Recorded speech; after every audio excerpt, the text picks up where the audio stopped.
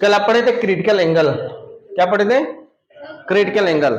आज पढ़नी है, बहुत इंपॉर्टेंट पार्ट है, वो है refraction. Refraction at A spherical surface. Spherical surface मतलब गोली पृष्ठ, गोली पृष्ठों पर या गोली पृष्ठ पर प्रकाश का अपवर्तन, प्रकाश का अपवर्तन। देखो बहुत इंपॉर्टेंट है, बहुत इंपॉर्टेंट है, तमाम सारे बोर्ड के लिए भी इंपॉर्टेंट है, और जो भी इधर एग्जाम है आपके, जितने भी मेडिकल इंजीनियरिंग एग्जामिनेशन के सिलेबस है, उसके सिलेबस में भी ये इंपॉर्टेंट पार्ट है आपका, ठीक है। तो एक चीज अगर देखो, अगर मान लो कि हम यहाँ पे एक गोली सरफेस बनाते हैं, या एक गोली सरफेस है, मान लो एक कांच है यानी ग्लास है, क्या है? ग्लास है। यह इसका एक प्रिंसिपल एक्सिस है, क्या है? मुख्य अक्ष, मुख्य अक्ष। ये आपका क्या हो गया? पी, पोल, ध्रुव हो गया।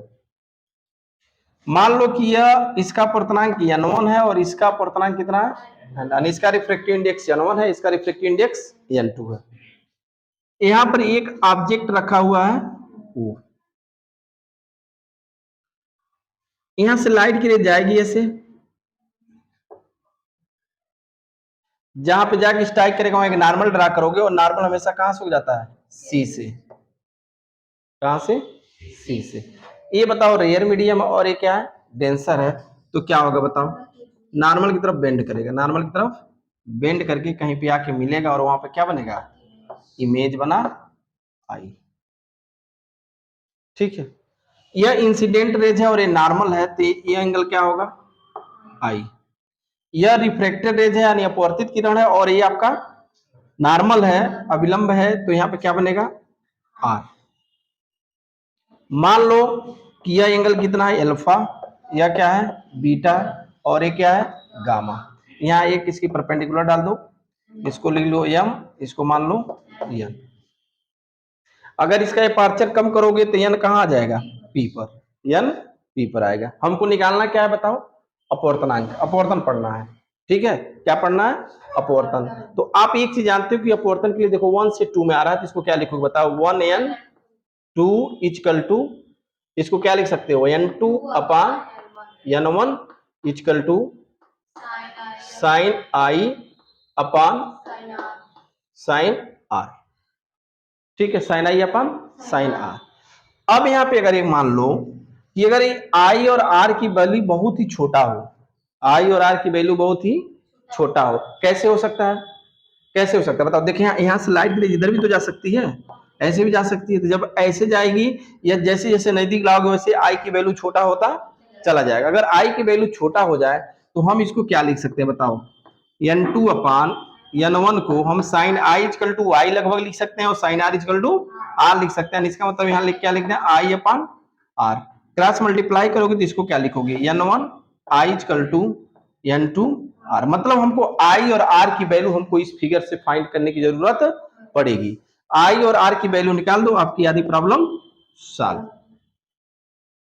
आई की वैल्यू निकालने के लिए देखो यहाँ पे इस फिगर को अगर देखो तो ट्राइंगल ओ एम सी क्या होगा? क्योंकि आई देखो विलंब इसके बीच बन रहा है, तो ट्राइंगल ओ एम सी में लिखोगे कि ट्राइंगल ओ एम सी में देखो यह आई जो है वो बहिष्कोण है, क्या है? बहिष्कोण है, और एल्फा और बीटा क्या है? अंतःकोण है। तो अंतःकोणों का योग हमेशा बहिष्कोण के बराबर होता है, तो इसलिए इसको क्या लिख सकते हो? I is equal to alpha plus beta,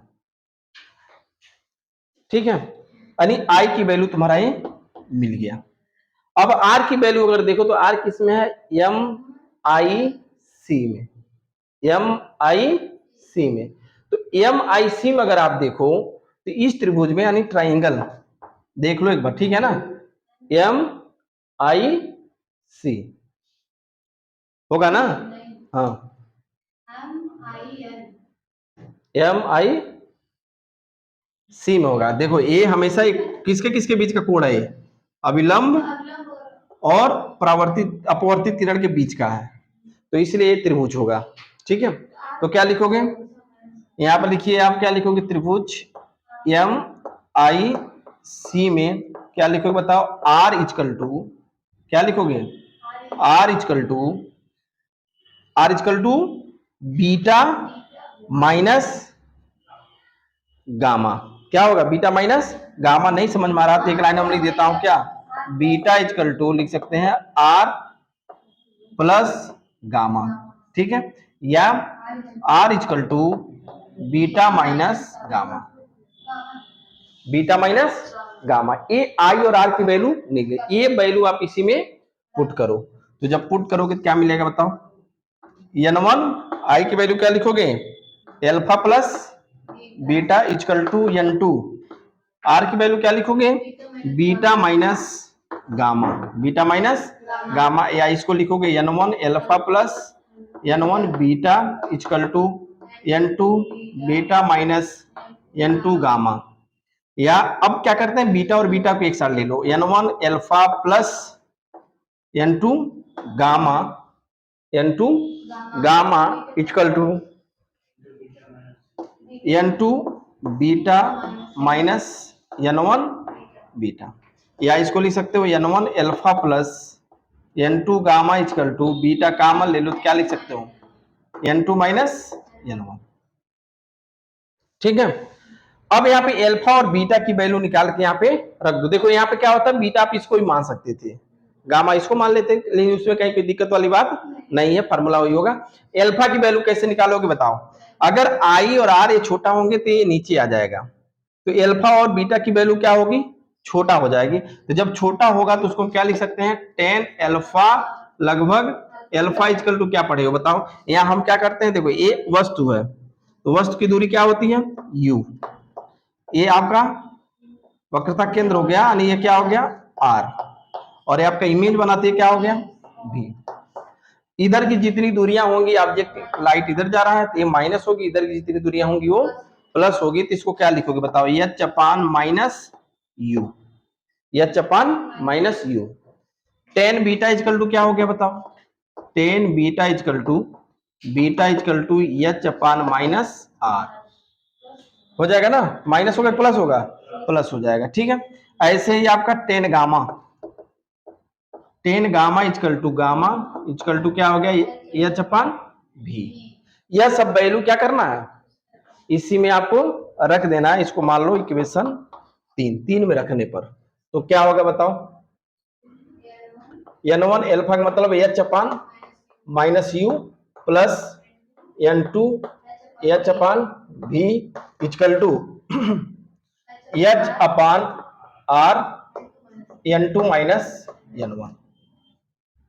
ठीक है, एच से क्या हो गया, सब कैंसिल हो गया, तो यहाँ क्या बच गया बताओ, minus n1 upon U minus plus n2 upon भी equal to n2 minus n1 upon R, या इसी क्या लिख सकते हो, n2 upon V minus n1 upon U equal to n2 n1 upon are.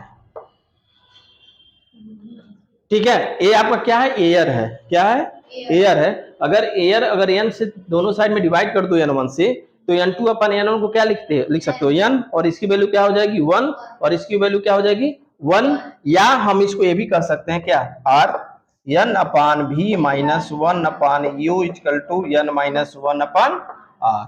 लेकिन आपको ये फार्मूला याद रखना है, न्यूमेरिकल जब लगाओगे तो इसी का यूज होगा। ठीक है, नोट कर लो, ये वेरी इंपॉर्टेंट डेरिवेशन है, ध्यान रखना, प्रैक्टिस कर लेना इसको। हर एक गार्जियन अपने बच्चों को आगे बढ़ाना चाहता है, चाहे लड़का हो चाहे लड़की हो।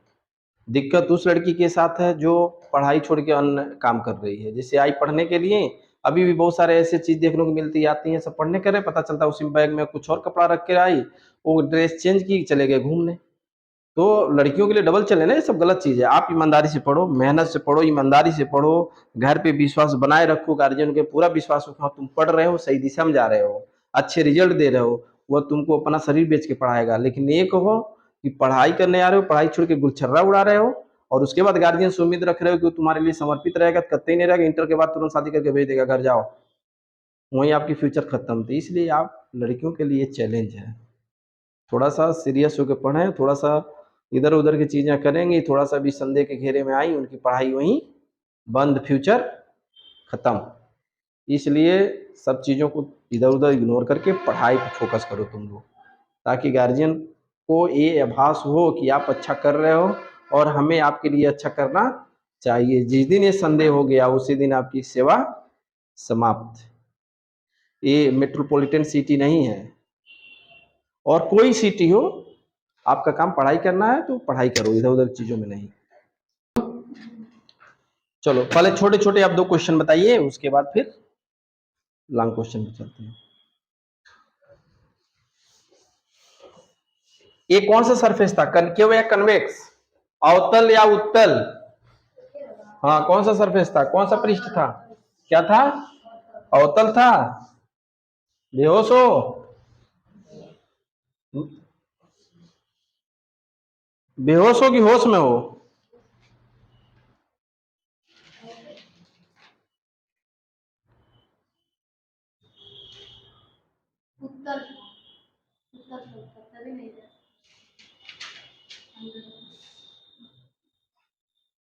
अबे गधों, जिधर उभार होता है, पवर्तक पृष्ठ जिधर होता है वो उत्तल होता है, उत्तल यानी ऊपर की तरफ परावर्तक पृष्ठ। पकड़ के टंगड़िया पटक देंगे तुम लोगों को, ऐसे पढ़ोगे तो।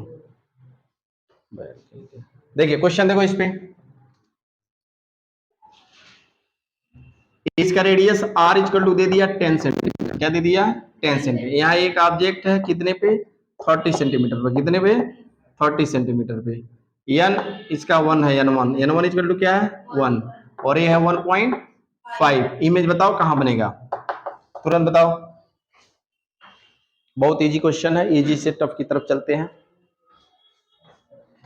कितना रहा है, इतना झापड़ गिरेगा। फार्मूला क्या पढ़े हो, n2 कितना है, n1 से n2 में आ रहा है, n2 कितना बताओ, 1.5 अपान v माइनस 1 अपान u मतलब -30 इक्वल टू n2 मतलब 1.5 माइनस 1 अपान r मतलब 10 प्लस होगा 10, r इधर है, ये क्या हो गया, क्या लिख सकते हो इसको, 3/2 v minus plus 1 upon 30 equal to कितना हो गया बताओ, कितना हो गया, 1/20, कितना हो गया, 1/20 हो जाएगा ना। इसको इधर लाओ, 3/2v इक्वल टू 1/20 माइनस 1/30, 20 और 30 कैल्सियम 60, कितना हो गया, 3 माइनस 2 इक्वल टू 3/2v, ये कितना आ गया, 1/60 इक्वल टू 3/2v। 2 से 30 कैंसिल, 30 तिहाई प्लस 90 सेंटीमीटर, कितना हो गया, प्लस 90 सेंटीमीटर। इसका मतलब है कि लाइट की रे जैसे गई है, यहाँ से रिफ्लेक्ट होके 90 सेंटीमीटर पे आके इमेज यहाँ पे बन गया।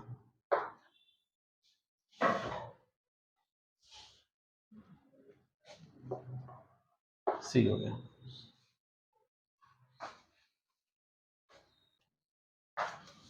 नेक्स्ट देखिए,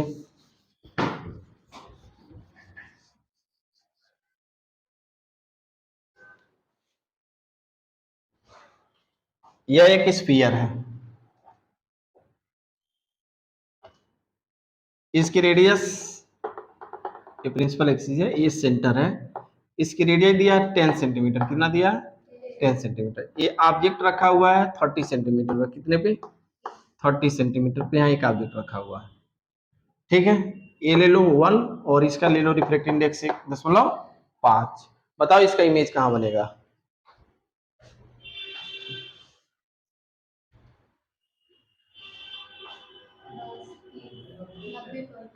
कहाँ बनेगा, 90 पर। अरे वाह, चलो देखो यहाँ पे, सबसे पहले देखो यहाँ पे 2 सरफेस है, एक सरफेस और दो सरफेस, तो रिफ्लेक्शन कितनी बार होगा?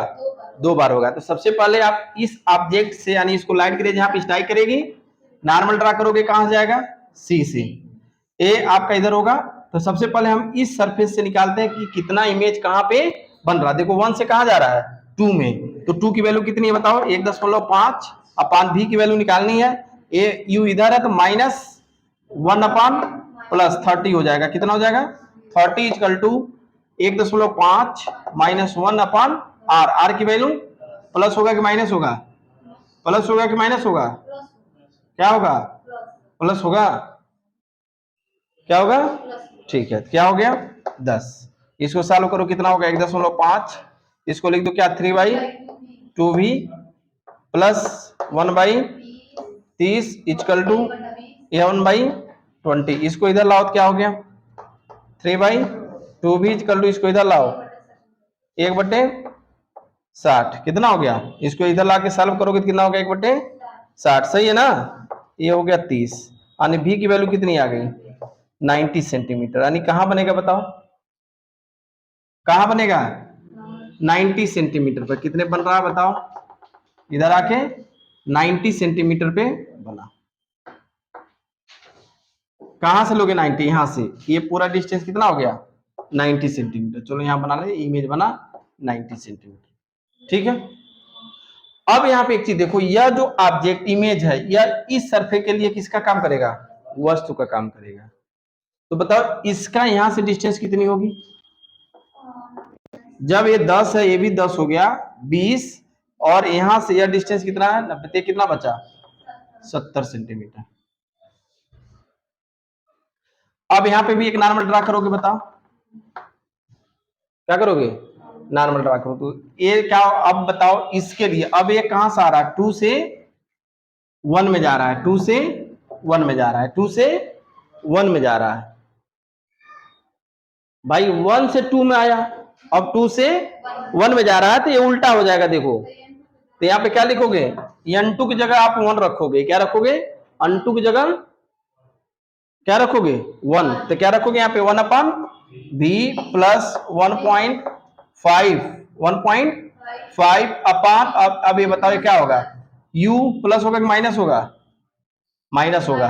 u क्योंकि अब इधर है ना, लाइट की चलने की डायरेक्शन में हो गया, तो कितना हो गया? 70 इक्वल टू, अब आप क्या रखोगे? 1 माइनस 1.5 अपान, अपान कितना?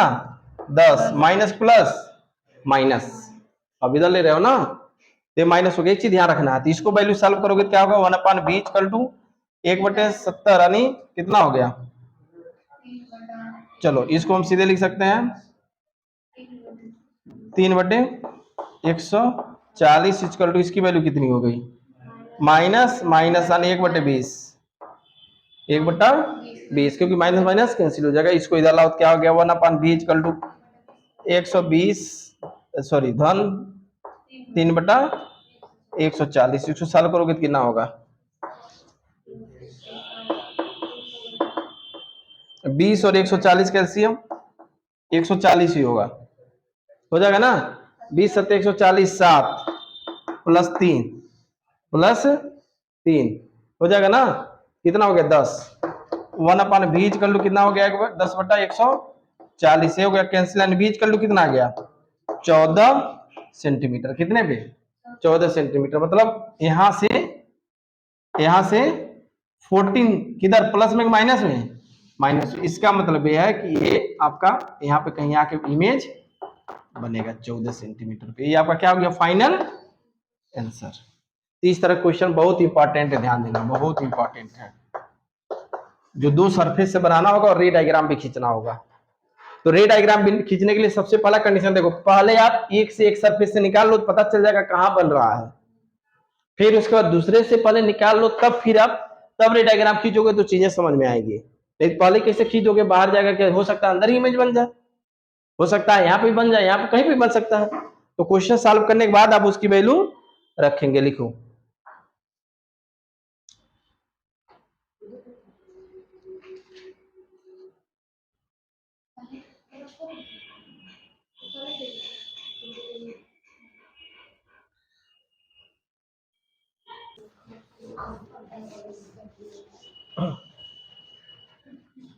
नेक्स्ट देखो, अगर मान लो ये पूरा वाटर भरा हुआ, क्या है, वाटर है, एक वाटर टैंक है, इसमें आप डुबकी लगा रहे हो, क्या कर रहे हो, जैसे ही डुबकी लगाए वैसे ही यहाँ एक एयर का बबल बन गया, एयर का, सुई बताया है क्या, नहीं तो हाँ कुछ में लगा था, ठीक है, वही मैं को सोचा हूँ देख लो, उसमें एयर का बबल बना हुआ था। इस एयर का जो डायमीटर है, डायमीटर मतलब व्यास, व्यास कितना दिया है, 4 सेंटीमीटर, और इसका रिफ्रैक्टिव इंडेक्स दिया 4/3, वाटर का रिफ्रैक्टिव इंडेक्स क्या दिया है, 4/3, और एक लाइट की रेज वाटर में पैरेलल जाके इस पे स्ट्राइक कर रही है, कैसा, पैरेलल। अब बताओ इसका इमेज कहां बनेगा, एक पानी में एक समांतर यानी एक पैरेलल लाइट की रेज आके हवा पर यानी वाई के बुलबुले पर टकराती है, उस वाई के बुलबुला का व्यास कितना है, 4 सेंटीमीटर, इसका इमेज कहां बनेगा, नारे नारे नारे नारे नारे नारे नारे नारे। सबसे पहले क्या करोगे, ध्यान दो, ध्यान दो, सबसे पहले आप देखोगे कि ये कहां से आ रहा है, इनफाइनाइट से, इसको ले लो 1 और इसको क्या ले लो 2, तो 1 से 2 में जा रहा है, तो फार्मूला क्या लिखे हो बताओ, n2 upon v minus n1 upon u equal to n2 minus n1 upon r। अब एक चीज बताओ, यहाँ पे n1 क्या है, n1 कितना है 1, n2 कितना है, n1 कितना 4/3 है, सॉरी कितना है, अरे 4/3 है यार, n1 ही है, और n2 कितना है 1।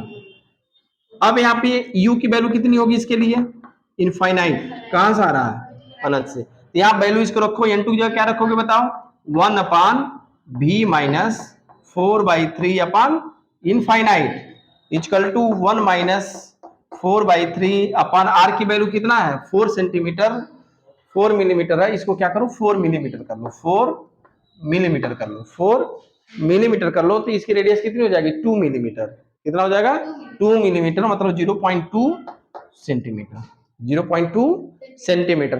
तो इसको सॉल्व करोगे, ये वैल्यू क्या हो गई 0, इसको क्या लिखोगे 1 अपान बी इक्वल टू 3 में से 1 जाएगा, कितना बचा, यानी 1 अपान माइनस 0.6 हुआ कि नहीं बोलो, ये कितना होगा, इसको सॉल्व करोगे तो ये एलसीएम लोगे 3 में 4 गया, -1 अपान 0.2, यानी ए बी की वैल्यू कितनी हो गई -0.6 सेंटीमीटर, यानी इसका मतलब ये हो गया कि 0.6 सेंट, लाइट की रेंज देखो यहाँ आई होगी, ये मान लो यहाँ पे इसका सी है, यहाँ पे क्या करोगे कि नॉर्मल ट्रा करोगे, लाइट की रेंज क्या हुई होगी बताओ, रेयर है, ये डेंसर है, ये रेयर में जा रहा है, तो नॉर्मल की तरफ बेंड हुआ होगा, नॉर्मल की तरफ बेंड हुआ होगा ना, बोलो नॉर्मल की तरफ बेंड हुआ, ये आपका इसको मान लो प्रिंसिपल एक्सिस हो गया, तो इमेज आप कहाँ बना होगा, यहाँ पर कहीं बना होगा, क्योंकि माइनस में आया है, तो ये डिस्टेंस कितनी हो गई 0.6 सेंटीमीटर, समझ पा रहे हो, अरे सघन है, विरल है, नॉर्मल से दूर हटेगा, इसीलिए इसको आगे की तरफ बढ़ाओ, जहां आगे मिलेगा वो बनेगा, और माइनस में आ भी रहा है सर, तो ये इमेज इधर ही बनेगा, इधर नहीं बनेगा, इमेज इधर ही बनेगा, ठीक, ये हो गया 0.6। अब यह जो इमेज है इसके लिए क्या काम करेगा, वस्तु का, बस यही कॉन्सेप्ट है सब जगह, यह जो प्रतिबिंब पहले पृष्ठ से बनेगा वही प्रतिबिंब दूसरे पृष्ठ के लिए वस्तु का काम करता है, ये ध्यान रखो, पहले प्रतिबिंब के द्वारा बनाई इमेज, पहले पृष्ठ के द्वारा बनाई इमेज प्रतिबिंब दूसरे पृष्ठ के लिए हमेशा वस्तु का काम करता है, ठीक है।